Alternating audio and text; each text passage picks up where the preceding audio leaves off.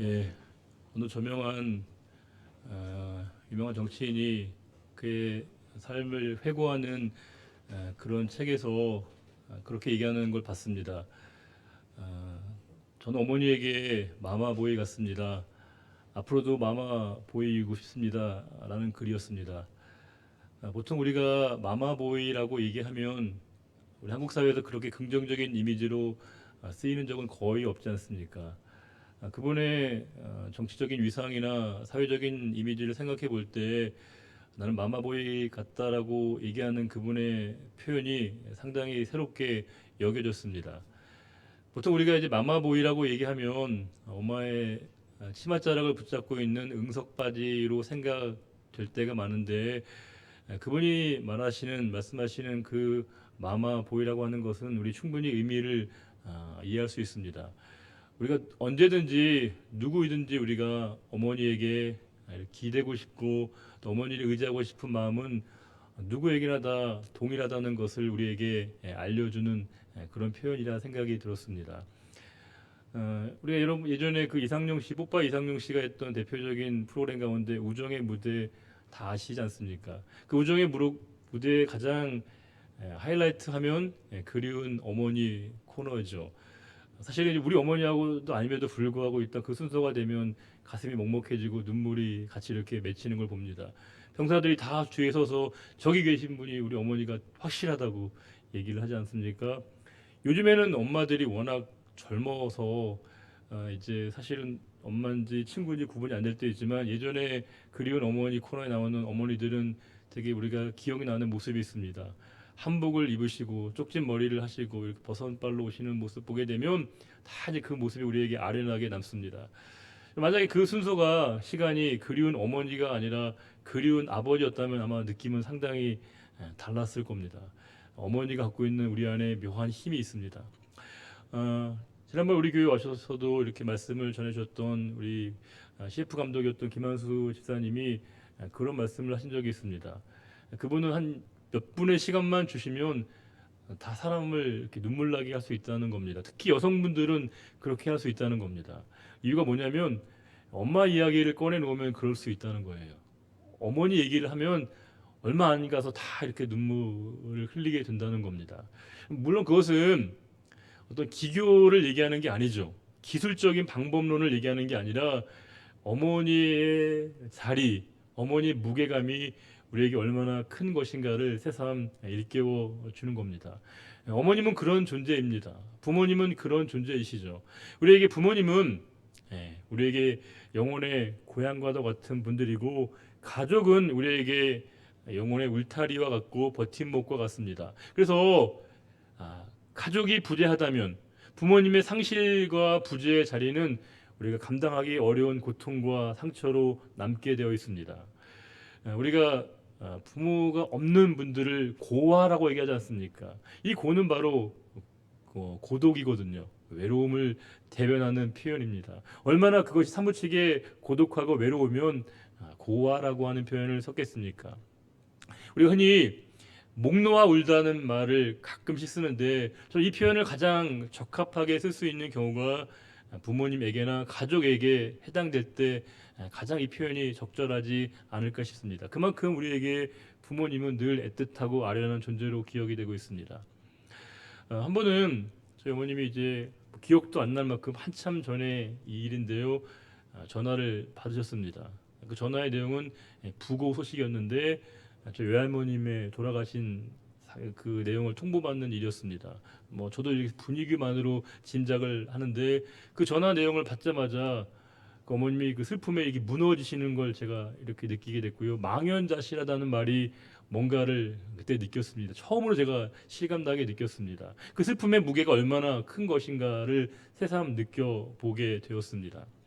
우리 한국 사회는 세계 어느 나라와 견줄 수 없을 만큼의 가족 중심의 혈연을 아주 똘똘 뭉쳐져 있는 그런 공동체입니다. 우리나라와 조금 비슷한 게 남미라고 얘기합니다. 남미에서도 가족 관계가 아주 돈독하다는 거예요. 그럼에도 불구하고 남미가 아주 가족 중심의 긴밀한 사회 구조를 갖고 있음에도 불구하고 남미 사람들이요 자신의 친구의 어머니를 어머니로 부르는 나라는 없다는 겁니다. 우리는 친구의 어머니를 어머니로 부르는 전 세계 유일한 민족이라고 얘기합니다. 우리가 만약에 친구 집에 놀러 갔는데 친구 어머니에게 우리가 아주머니라고 부르면 그날 저녁을 얻어먹기가 되게 어렵습니다. 우리가 아주머니라고 하는 건 말 그대로 하숙집이나 음식점 주인 어른에게 우리가 붙이는 이름처럼 생각하지, 우리는 다 어머니처럼 생각한다는 겁니다. 그만큼 우리는 아주 돈독한 이 가족 중심의 이 혈연 공동체의 성격을 갖고 있는데, 우리는 이제 부모님을 잘 모시는 게 사람됨의 근본이고 도리라고 하는 이 가치관은, 전통적인 가치관을 지니고 있습니다. 초대교회 때 물론 카톨릭이 좀 심했지만 이제 그 새로운 종교가 우리나라에 전파됐을 때 격렬한 반발과 저항과 핍박을 받았던 그런 경험을 우리가 되돌려 보게 되면 충분히 이유가 있습니다. 왜냐하면 가족 중심과 어른을 존중하는 게 우리의 하나의 문화이고 사람의 도리라고 생각했는데, 이거는 너희들은 뭐 위아래도 없냐, 부모도 없냐, 조상도 없냐, 이렇게 우리에게 비아냥거리는 그 말이 우리에게 충분히 어느 정도 일리가 있다는 겁니다. 사실을 엄밀하게 따지게 보게 되면 이 재래 문제, 제사 문제에 대해서 카톨릭은 좀 비교적 큰 갈짓자 걸음을 걸어왔습니다. 상대적으로 우리는, 개신교는 어떤 일관된 입장을 견지해 왔는데, 원래 처음에 카톨릭이 전파됐을 때는 이 제사 문제에 대해서 비교적 유연한 입장을 가졌습니다. 그런데 어느 날 갑자기 이제 아주 강경하게 저항과 반발을 했는데, 그 핵심적인 이유는 뭐냐면 바티칸의 해석이 바뀌었던 겁니다. 그 전까지는 하나의 문화와 그 사회의 하나의 풍습처럼 이해했는데, 이거를 종교 문제로 새롭게 해석하고 난 다음에 그것을 아주 격렬하게 저항했다는 겁니다. 물론 우리 절주산에서의 그 피 흘림의 순교자들의 아픈 역사는 우리에게 중요한 교훈이 되긴 하지만 너무 큰 대가를 치루었다는 생각이 듭니다. 우리가 보게 되면 비교적 우리는 어느 정도 올곧은 일관된 입장을 견지하고 있는데, 카톨릭이 이렇게 큰 갈짓자 걸음을 걷게 된 이유 중에 하나는 제가 해석의 문제라고 말씀을 드렸습니다. 보통 우리가 성경이 여러분 주어졌을 때, 우리가 지금 여러분과 제가 보고 있는 이 성경, 26권, 이 성경 어떻게 우리에게 손에 전해진 것일까요? 이 성경이 오늘 하나님이 갑자기 딱 나타나셔서 자 여기 있다 이렇게 주신 걸까요? 네, 그렇지 않습니다.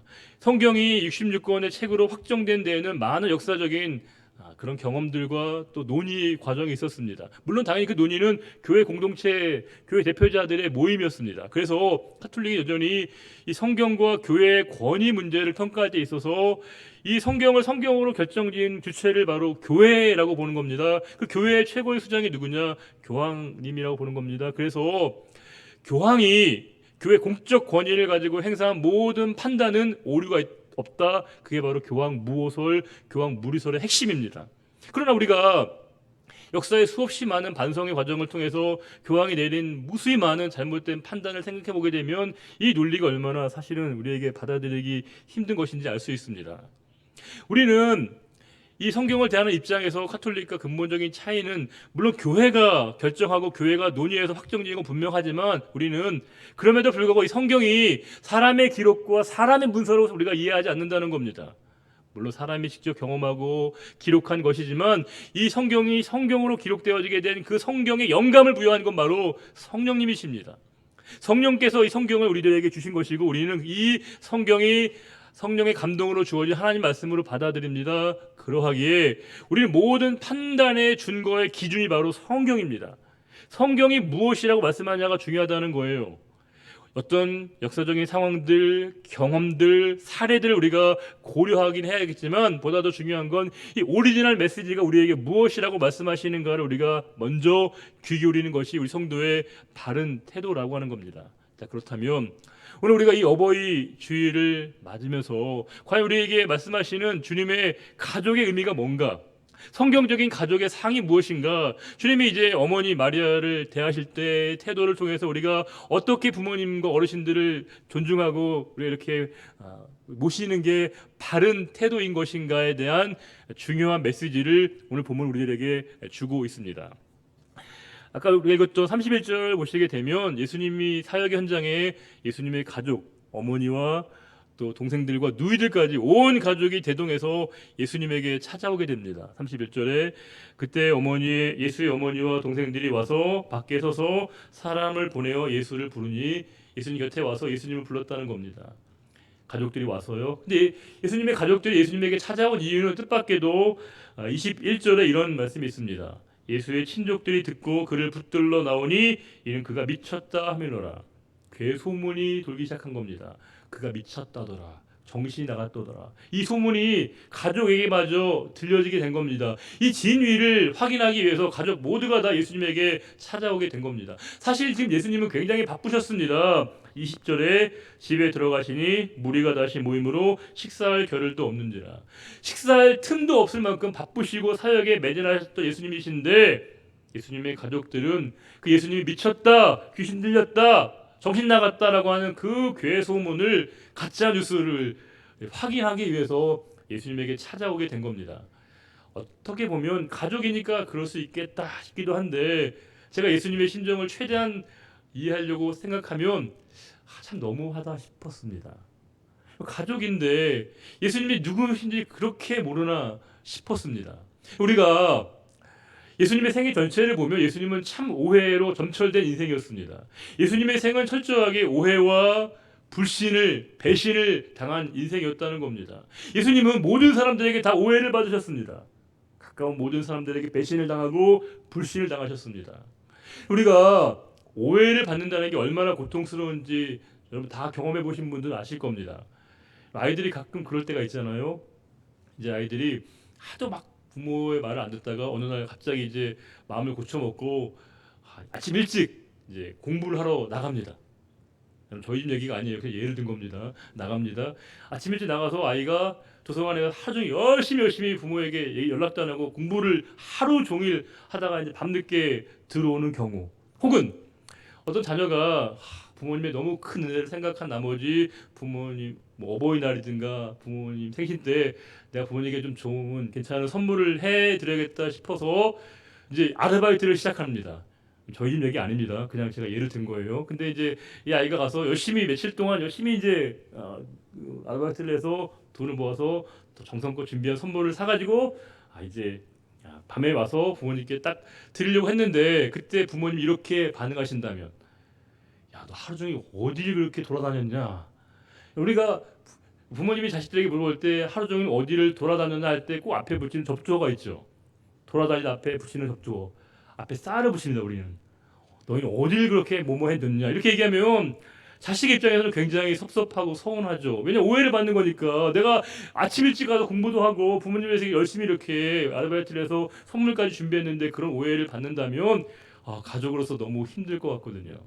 이건 상당히 사소한 일이지만 예수님의 삶은 그야말로 오해로 점철된 인생이었고 배신과 불신을 받으셨습니다. 가족에게마저도, 형제간에게마저도, 제자들에게마저도 배신과 불신을 받으신 게 바로 예수님이셨고, 안타깝게도 지금 예수님의 가족들은 혹시 이 잘못된 소문이 가족들에게 불이익을 줄까 염려했기 때문에 예수님에게 확인차 온 겁니다. 혹시 이런 소문이 있는데 이게 진짜야? 라고 하는 걸 확인해 보기 위해서 사역 때문에 그렇게 바쁘신 예수님에게 찾아와서 그 사실을 자초지종을 따져보기 위해서 왔다는 겁니다. 자, 그런데 그 예수님에게 찾아온 그 가족들을 보시게 되면 32절에 이런 말씀이 있습니다. 우리가 예수를 둘러 앉았다가 여짜오되 보소서 당신의 어머니와 동생들과 누이들이 밖에서 찾나이다. 짧은 말씀이지만 여기서 굉장히 우리가 중요한 하나의 메시지를 하나 건져낼 수 있습니다. 이게 뭐냐면 예수님에게 지금 찾아온 사람은 예수님의 어머니 마리아, 형제들과 또 누이들이라고 되어 있습니다. 많은 성경학자들이 이때 이미 요셉은 세상을 떠났을 것이라고 추정하고 있습니다. 홀 어머니인 마리아와 형제들과 누이들이 예수님에게 찾아왔다는 건 뭐냐면 분명 예수님에게 혈연 관계의 가족이 있었다는 걸 의미합니다. 본의 아니게 카톨릭을 약간 제가 이렇게 좀 비판적으로 얘기하게 됐는데, 카톨릭의 여러 교리 가운데 우리가 잘 수용이 안 되는 부분 중에 하나가 우리가 흔히 마리아에 대한 부분이거든요. 이 마리아에 대해서 카톨릭에서는 무흠 잉태설이라고 하는 게 있습니다. 마리아는 원죄를 갖고 있지 않고 아이를 가졌다라고 보는 것이고요. 또 마리아 승천설, 마리아가 세상을 떠날 때 승천했다고 하는 게 있고요. 또는 평생 동정 교리가 있습니다. 마리아는 처녀성을 잃지 않았다라고 하는 그런 아주 교리가 있는데, 이 성경의 명백한 말씀을 보게 되면 우리가 그것을 받아들이기 굉장히 황당한 내용일 수밖에 없다는 겁니다. 예수님 분명히 혈육이 있으셨고요. 예수님의 가족들이 예수님의 어머니와 또 형제들과 누이들이 와서 예수님에게 찾아왔다는 겁니다. 분명히 이건 명백한 사실이고 팩트입니다. 자, 그런데 그 소식을 예수님이 건너드는 겁니다. 예수님이 그 소식을 듣고 33절에 예수님이 이렇게 반응하십니다. 대답하시되 누가 내 어머니이며 동생들이냐 하시고, 그리고 제가 지금 최대한 제 감정을 배제하고 읽은 겁니다. 혹시 이 말씀을 예수님이 하셨을 때 어떤 투로, 어조로 얘기하셨을까요? 점잖게 누가 내 어머니이고 누가 내 형제입니까? 이렇게 얘기했을까요? 아마 다분히 우리가 느껴지는 감정적 정서를 읽어내게 되면 가족들 입장에서 굉장히 섭섭하고 서운하게 냉정하게 예수님이 차갑게 대우하시는 것처럼 느껴진다는 겁니다. 누가 내 어머니이고 누가 내 형제냐라고 하시는 예수님의 말씀은 되게 가족들 입장에서는 예수님이 너무 쌀쌀하게 여겨지기까지 합니다. 물론 가끔 또 성공한 사람들, 갑자기 지위가 바뀐 분들이 돌변해서 가족도 몰라보고 조각을 잊어버리고 형제도 외면하는 그런 경우가 있다고 하지만 그런 폐륜적인 상황은 아니거든요. 그럼에도 불구하고 적어도 예수님의 가족들 입장에서는 예수님의 이 말씀이 굉장히 섭섭하게 느껴질 만큼 거리두기를 통해서 예수님의 아주 냉정하고 차갑게 말씀하시는 것처럼 여겨진다는 겁니다. 되게 유명인 분들의 가족들에게는 좀 어려움이 있습니다. 왜냐하면 항상 누구의 딸, 누구의 아들, 누구의 형제로 불리거든요. 물론 그게 약간의 도움은 줄 수 있을지 모르겠으나 또 많은 경우에 연좌제에 이렇게 해당될 때가 많다는 겁니다. 되게 유명한 교회 목사님들의 자녀분들에게도 그런 애환이 있다고 얘기하더라고요. 왜냐하면 항상 그 아버지 목사님에 대한 그 기대치를 자녀들에게 이렇게 투사한다는 겁니다. 아버지가 목사라고 해서 아들과 딸이 목사는 아니거든요. 목회자는. 그럼에도 불구하고 우리의 정서는 묘하게 그 생각을 이제 자녀들에게 이렇게 기대할 때가 있는데, 그 기대에 부응 못했을 때 그 고통과 상처가 자녀들에게 있다는 겁니다. 저는 충분히 그 마음이 이해가 됐습니다. 그렇기 때문에 오히려 더 이 목사님들이 이렇게 더 교회에서도 외면하고 막 그러니까 더 상처를 받는 경우가 있다는 겁니다. 적어도 지금 예수님께서 찾아온 가족들에게 이렇게 외면하는 것처럼 보이는 이 예수님의 말씀은 아마 가족들, 제가 예수님의 가족이라면 되게 섭섭하고 서운한 느낌이 들었을 게 분명합니다. 그런데 그 누가 내 어머니며 동생들이냐라고 하시면서 예수님이 35절에 이렇게 얘기하십니다. 읽어볼까요? 34절, 35절. 둘러앉은 자들을 보시며 이르시되 내 어머니와 내 동생들을 보라. 누구든지 하나님의 뜻대로 행하는 자가 내 형제요 자매요 어머니이니라. 이렇게 얘기하신다는 겁니다. 사람들을 둘러보고 내 어머니와 내 동생들을 보라. 누구든지 하나님의 뜻대로 행하는 사람이 내 형제고 내 부모고 어머니다라고 얘기한다는 겁니다. 와, 더 대못을 박는 말씀처럼 여겨집니다. 자, 그러면 분명히 예수님이 우리가 일반적으로 생각하는 정서로서의 그 말씀은 아닐 텐데, 예수님이 이렇게 좀 차갑게 냉정하게 말씀하시는 것처럼 느껴지는 이 말씀의 의미는 뭘까요? 예수님의 전생애를 볼 때 이 말씀을 주시는 상황은 대단히 중요합니다. 이 말씀의 저변에 깔려있는 예수님의 우리가 두 가지 생각을 읽어낼 수 있어야 됩니다. 한 가지는 뭐냐면 예수님이 영적 거리두기를 하고 계시다는 겁니다. 물론 마리아는 예수님의 수태고지를 할 때 천사가 예수님이 어떤 삶을 사실 것이라는 걸 이미 알려줬습니다. 그럼에도 불구하고 시간은 그 느낌과 감각을 무디게 만들었습니다. 스라에서 키웠거든요. 30년간의 품 안에 키웠던 예수님은 이미 마리아에게 아들이었습니다. 그리고 그 아들이었던 만약에 예수님이 앞으로의 행보는 우리가 너무 잘 알고 있습니다. 모진 고난을 당하시고 결국 십자가에서 죽임을 당하시는 게 예수님의 삶이었습니다. 만일 육신의 어머니로서의 그 상황을 그대로 받아들여야 된다면 혼돈했을 겁니다. 어머니로서 그 상황을 받아들이기 어려웠을 겁니다. 예수님은 자신의 공적 사역의 한계를 분명히 어머니와 가족들에게 일깨워주고 싶었던 겁니다. 예수님이 당하시는 고난과 아픔과 상처와 십자가의 모든 고난이 궁극적으로 하나님의 뜻을 이루기 위한 과정임을 통해서 영적 거리두기, 육신의 부모로서의, 육신의 가족으로서의 의미가 아니라 하나님의 뜻 안에서의 일들이 이루어지고 계심을 알려주고 싶었다는 겁니다. 어느 심리학자의 글을 보니까 그런 내용이 있더라고요. 큰 상처를 당하고 아픔을 당한 분들에게 줄 수 있는 한 가지 좋은 그분 나름대로 해법은 뭐냐면, 너무 큰 상처 아픔을 당한 분들에게 이분은 이렇게 한다는 거예요. 그 슬픔과 아픔에 대해서 객관화가 필요하다는 겁니다. 그리고 그것을 사회화시키고 역사화시키고 공동체화하게 되면 그 슬픔의 의미가 이렇게 반감이 된다는 겁니다. 그런 거죠. 이 슬픔의 의미를 객관적으로 조명하게 해주는 겁니다. 그리고 이 슬픔과 아픔의 의미를 공동체의 의미로 모두가 함께 짐을 나눠주는 것으로 여겨주게 만드는 겁니다. 나 혼자 감당하려면 감당이 안 됩니다. 버틸 수 없습니다. 그러나 함께라면 그 짐을 감당할 수 있다는 겁니다. 즉 예수님은 이 마리아와 예수님의 가족들에게 예수님이 걸어가실 때 그 길의 내용을 공적 사역의 관점으로 객관적인 시선을 유지하도록 영적 거리를 예수님이 두도록 마리아와 이 가족들에게 줌으로 말미암아 그들의 슬픔이 이어지지 않도록 거리를 두고 계시다는 겁니다. 두 번째는 사실 더 중요한 것인데 새로운 천국 가계도의 설정이자 형성입니다. 가족이라고 얘기하면 혈연이죠. 피를 나눈 가족입니다. 그런데 예수님께서는 이제 새로운 가족 형태를 말씀하셨습니다. 이제 가족이라고 하는 것은 전통적으로 우리가 피를 나누고 우리가 같이 살아가는 그 가족만이 아니라 하나님의 뜻을 따라서 사는 모든 사람들이 나의 형제요 나의 가족이라고 하는 것을 말씀하셨습니다. 우리가 이 말씀을 오해하는 게 알아질 것은 예수님이 이 말씀 이후에 가족들을 외면하지 않았습니다. 철저하게 외면하지 않았습니다. 정반대였습니다.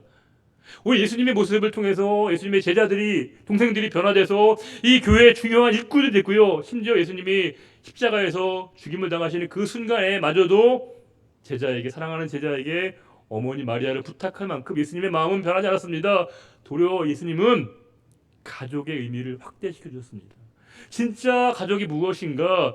진짜 우리가 하나님이 제정하신 가족이라고 하는 것은 하나님의 뜻을 바라보게 되고 하나님의 뜻을 행하는 사람들만이 하나님의 가족이 될 수 있음을, 가족의 좁은 범위를 확장시켜 주시는 말씀을 주셨다는 겁니다. 정말 그렇습니다. 우리가 주님이 아니시면 매주마다 우리가 이렇게 모여서 같이 위로받고 격려하고 예배하며 소망을 나눌 이유가 없습니다. 필요가 없습니다. 우리는 주님 때문에 이렇게 매주마다 모여서 함께 은혜를 나누고 소망을 나누고 사랑을 나누는 공동체입니다.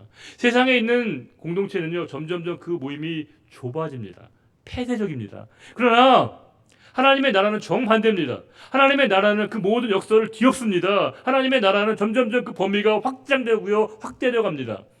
물론 하나님의 나라의 담지자로서 교회가 그렇게 하고 있느냐는 늘 우리가 반성을 해야겠지만, 그럼에도 불구하고 하나님의 나라가 임하는 모든 곳에는 열린 공동체를 지향하게 된다는 겁니다. 우리 모두가 다 그리스도 안에 한 가족임을 경험하게 되어지는 그 원리가 우리 안에 담겨 있습니다. 하나님이 친히 제정하신 두 기관이 있습니다. 그것이 바로 가정이고 또 하나가 교회입니다. 그래서 이 교회와 가정의 원리가 동일합니다. 가정의 해법은 교회에 있는 것이고요, 교회 해법이 바로 가정에 있습니다. 가정을 잘 우리가 생각해 보게 되면 교회를 운영하고 교회가 어떤 교회여야 될 것인가를 우리가 알 수 있습니다. 우리가 부모님을 생각해 보면 그렇죠. 부모님이란 말은 헌신이란 말과 동의어입니다. 희생을 기쁨으로 감당하는 분들이 부모님 아닙니까? 우리가 교회 어르신들을 보면 그렇습니다. 교회는 그냥 세워진 게 아닙니다. 벽돌을 올린다고 이게 교회가 되는 게 아니거든요. 벽돌을 쌓는다고 교회가 되는 게 아닙니다. 여기에 수많은 분들의 기도의 탑이 세워져 있습니다. 우리 어르신들의 눈물과 땀이 이 교회 안에 배어 있습니다. 그래서 교회가 되는 겁니다. 교회가 가능했던 겁니다. 그 많은 수고와 땀과 헌신이 쌓여져서 하나님의 교회가 지켜진 겁니다. 가정도 마찬가지죠. 세상은 되게 이기적입니다. 자기밖에 몰라요. 남을 배려하기 어렵습니다. 우리가 세상은 우리가 최선이라고 하는 가치를 굉장히 중요하게 여깁니다. 최선을 다해야 돼, 최선을 다해야 돼. 이게 하나의 중요한 덕목이자 미덕입니다. 최선을 다하지 않으면 굉장히 사회 속에서는 되게 우리가 쉽지 않아요. 근데 우리가 살아가는 이 세상에서 이 최선이라고 하는 이 말의 반대말은 최악으로 우리가 쓰여지지 않는다는 겁니다. 우리 사회 속에서 묘하게 이 최선의 반대말이 게으름과 나태함으로 쓰이고 있습니다. 누군가가 성공하지 못해? 게을러서 그래, 게을러서 그래. 그래서 우리가 최선을 다하지 않은 삶에 대해서 그 최선을 다하지 않았다고 게을렀다고 상대방을 타박하고 나무라는 게 사회의 분위기거든요. 그러나 가족은 다릅니다. 가족은 다릅니다. 교회도 다릅니다. 왜 우리가 누군가의 아픔과 상처를 진심으로 아픔으로 공감해 줄 수 있는 공동체, 그게 바로 교회이고 가정이죠. 세상에서 내가 잘 되는 걸 나보다 더 기뻐하는 분들이 바로 부모님들이시고 교회 어르신들 아니겠습니까? 저는 교회를 생각하면 그런 늘 아련한 마음이 있습니다. 교회를 우리가 가정 공동체라고 얘기할 때 그 누구도 함께 나눌 수 없는 기쁨을 함께 나눌 수 있는 마음껏 얘기할 수 있는 공동체 교회입니다. 교회입니다. 그 누구와도 함께 할 수 없는 슬픔과 아픔을 함께 나눌 수 있는 공동체 교회입니다. 교회입니다. 교회는 이렇게 많은 신앙의 공동체를 이루는 아름다운 우리 어르신들의 수고와 헌신이 이렇게 이어지고 아름다운 이 신앙의 유산들이 이어져서 지금의 우리의 모습이 되었다는 겁니다. 우리 너무 큰 은혜를 빚졌습니다. 우리가 부모님에게 절대적이고 완전한 사랑의 빚을 진 것과 마찬가지로 우리 교회를 이루었던 많은 우리 신앙의 열조들의 그 빚을 우리가 지고 있습니다. 우리가 유교에서 말하는 효와 기독교에서 얘기하는 이 어른을 공경하라는 말씀은 어떤 차이가 있을까요? 제가 뭐 지식이 짧아서 그런지는 모르겠으나 유교에서 얘기하는 효는 다분히 폐쇄적입니다. 내 부모, 내 가족, 내 조상이 중요합니다. 그래서 우리가 선영의 음덕이란 말이 있거든요. 내가 복을 받으려면 조상을 잘 모셔야만이 그 조상님이 보이지 않게 나를 도와준다라고 하는 구조를 가지고 있습니다. 그래서 제사도 지내고 부모님에게도 이렇게 하는 거죠. 이거 다분히 대가 심리가 있습니다. 내가 뭔가를 이렇게 할 때 거기에 대한 우리가 보상을 기대하는 거거든요. 그러나 우리는 보상의 의미로 이렇게 하는 게 아니거든요. 우리는 보답입니다. 은혜를 너무 크게 받았거든요. 너무 과분한 이 사랑과 축복을 받았기에 우리가 그 마음으로 우리가 그 사랑을 갚을 수 있음을 기뻐하는 공동체, 그게 바로 교회 아니겠습니까? 우리가 이렇게 큰 사랑을 받아도 되나? 이렇게 큰 기도의 은혜를 받아도 되나라고 하는 걸 깨닫게 되었을 때 그 마음으로 우리가 사랑을 베풀고 사랑을 나누고 섬길 수 있음을, 내 감사를 표현할 수 있는 어르신들이 계시다는 이 사실이 우리에게 넘치는 감사로 경험되어지는 공동체, 그게 바로 교회인 겁니다. 오늘 여러분 어버이 주일인데 제 얼굴이 굉장히 좀 죄송한 것, 홍보한 거 아시죠? 이게 때가 때이니만큼 어르신들에게 이렇게 카네이션 하나 못 달아드리니까 되게 사실은 죄송해요, 여러분. 그러니까 여러분 제 얼굴에 미안한 마음만 받으시고요. 제 마음을 진짜 여러분들에게 이렇게 하나하나 다 달아드리고 이 감사의 마음을 표현하고 싶은 마음입니다. 아마 그건 제 마음만이 아니라 우리 모든 성도들의 마음이고 우리 모든 세대들의 마음일 겁니다. 교회가 아름다운 건 저는 바로 여기에 힘이 있다고 봅니다. 우리가 교회가 아름다운 건 누군가로부터 우리가 뭔가를 기대해서 잘하는 게 아니죠. 내가 내 사랑을 베풀 수 있는 대상, 내가 은혜를 갚을 수 있는 대상, 내가 감사를 표현할 수 있는 대상이 계시다는 것. 교회는 확대된 가족 공동체 아닙니까?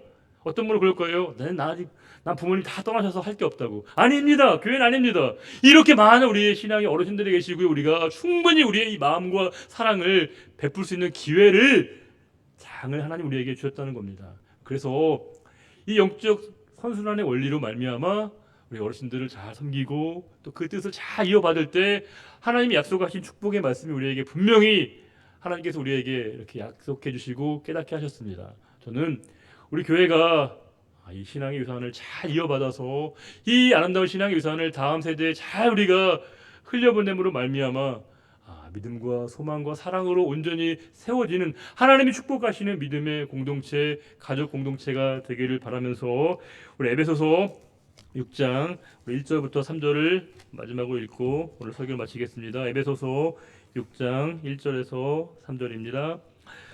자녀들아, 주 안에서 너희 부모에게 순종하라. 이것이 옳으니라. 내 아버지와 어머니를 공경하라.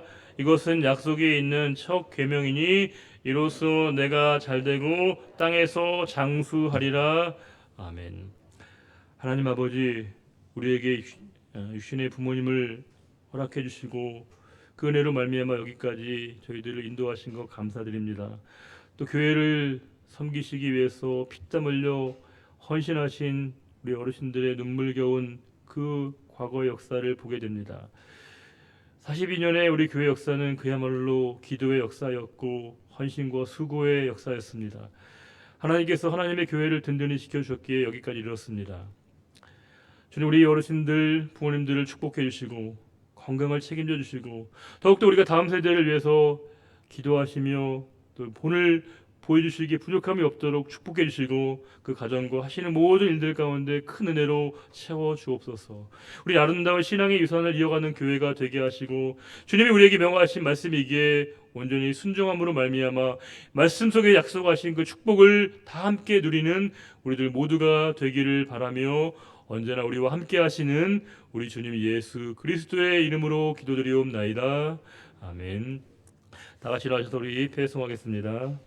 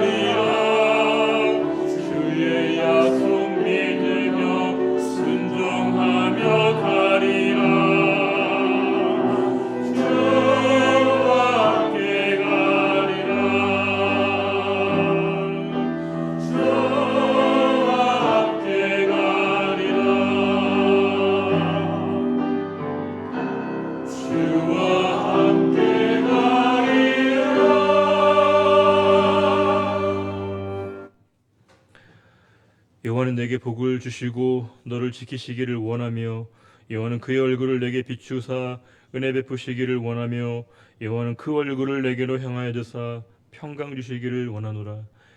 이제는 우리 주 예수 그리스도의 은혜와 하나님 아버지의 갚을 길 없는 그 크신 사랑의 주심과 성령의 참된 위로 교통 소망 주심이 이 시간 주의 말씀 붙들고 이 말씀 약속을 믿으며 나아가기로 다짐하는 거룩한 결단과 그 고백과 헌신 위에 이제로부터 영원히 함께 하시기를 간절히 축원하옵나이다. 아멘.